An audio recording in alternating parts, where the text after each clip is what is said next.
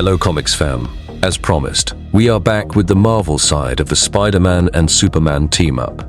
And today's story is much more personal and closer to the heart of both our heroes, wherein we find how different yet similar they are. So, without further ado, let's dive in. Spider-Man and Superman are kryptonite. Buried under rubble, Spider-Man groaned as both he and Superman struggled to recover. Disoriented, Spider-Man muttered about a bald man, Lex Luthor, and Otto Octavius, trying to piece together what had happened. Superman, also weakened, urged that they needed to get out immediately. When Spider-Man asked what had hit them, Superman suspected it was magic, kryptonite, or both. Spider-Man, confused, compared it to adamantium and asked if it could kill him. To which Superman replied that in the right hands, it could. As Superman scanned him, he questioned Spider-Man's web cartridges, but oddly asked why he carried an old wristwatch. Spider-Man protested as Superman used his X-ray vision, explaining he needed to ensure Spider-Man wasn't hiding kryptonite. Spider-Man joked about how ridiculous that sounded. Looking around, they realized they were trapped in some kind of sealed structure. Superman couldn't see through it, Spider-Man couldn't stick to it, and even his spider sense was silent. Despite feeling weak, Superman insisted there was always a weak point. Trying to lighten the mood, Spider-Man joked about Superman's pep talks, and they exchanged brief humor. Suddenly, a rumbling echoed through the structure. Small pumpkin bombs rolled in and detonated in bursts of green energy. Spider-Man reacted instantly, webbing one away, but the explosions released radiation. Superman was hit hard, warning Spider-Man to get out. As the structure collapsed further, Spider-Man compared the situation to a trash compactor, referencing Star Wars. While Superman struggled, visibly turning green from kryptonite exposure, a system voice announced kryptonite levels rising to 70%. Superman revealed that Lex Luthor and the Green Goblin were working together, draining his powers to crush them. Barely able to move, Superman urged Spider-Man to leave and save the people outside. Spider-Man refused to abandon him, holding up the collapsing ceiling and telling Superman to catch his breath. Realizing their enemies were trying to wear him down, Spider-Man strained under the crushing weight of the collapsing structure, holding the ceiling above both of them as green kryptonite fragments rained down. Even as he joked that the unstoppable force had met an immovable object, he admitted the weight was overwhelming. A system voice announced kryptonite levels rising past 73%. Nearby, Superman lay weakened, barely able to move. Superman apologized, saying he couldn't help, but Spider-Man urged him to keep talking. Struggling to stay focused, Spider-Man explained that when he got stuck in his own head, it slowed him down, his own kind of kryptonite. Superman understood and began analyzing aloud, mentioning Spider-Man's bone density and what Luthor's machines could do.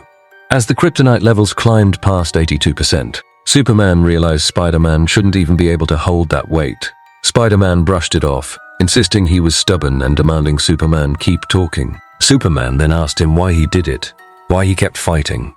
Spider-Man, still holding the crushing mass, answered slowly.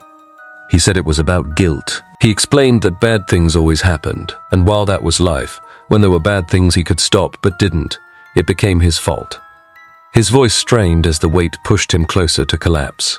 As the structure groaned, Spider-Man began to falter, apologizing as he struggled to hold on. Superman stood up and held the structure with Spider-Man. Spider-Man was baffled. In that moment, Superman noticed something. He asked if the wristwatch in Spider-Man's belt was important. Spider-Man stopped Superman as he realized it wasn't a cave at all. The black substance surrounding them explained why his spider sense hadn't worked. It was the Venom symbiote. Suddenly, there was big blast from one of the kryptonite pumpkin bombs. Both the heroes were thrown apart as their lives flashed before their eyes. Somehow, the heroes linked with each other's lives.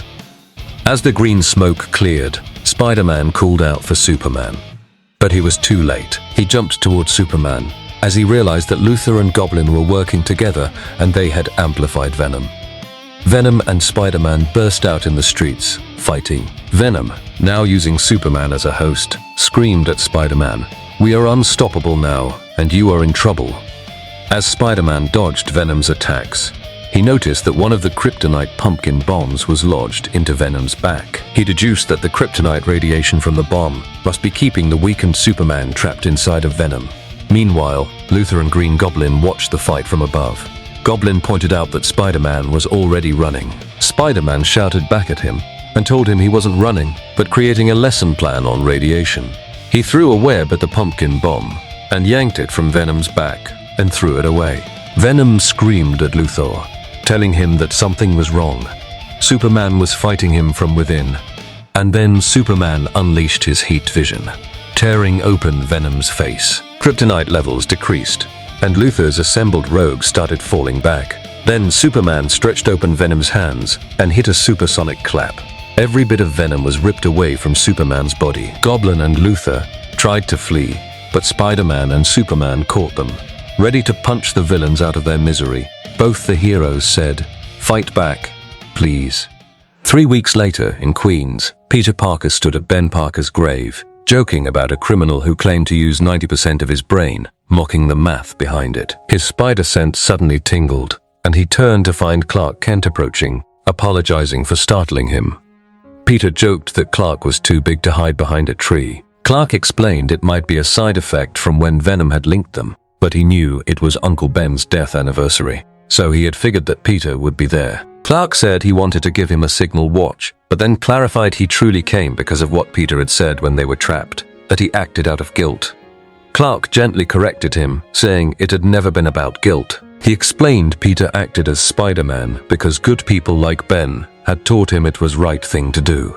Peter softened, thanking him, and they began walking. Clark asked about the watch in Peter's belt, realizing it belonged to his uncle. Peter asked about the 2 pairs of spectacles in Clark's cape, one being older, reading glasses. He deduced those belonged to Clark's father. Clark admitted that it felt nice having them, like he actually had his dad with him every day. Their conversation turned lighter as Clark invited him to dinner. Peter asked to bring Aunt May, and Clark happily agreed. They joked about whether Ma Kent and Aunt May would get along, even imagining them arguing. That evening on the Kent farm, both families met warmly. They shared dinner, laughter, and stories. May showed a photo of Uncle Ben to Pa Kent, and he said that they could have been friends. And the night settled into a peaceful close. That's all for today, my comics fam. We will be back with all the different crossovers of DC and Marvel in our next video. Till then, let us know your thoughts in the comments section and spread the word about our channel. Stay tuned and stay absolute.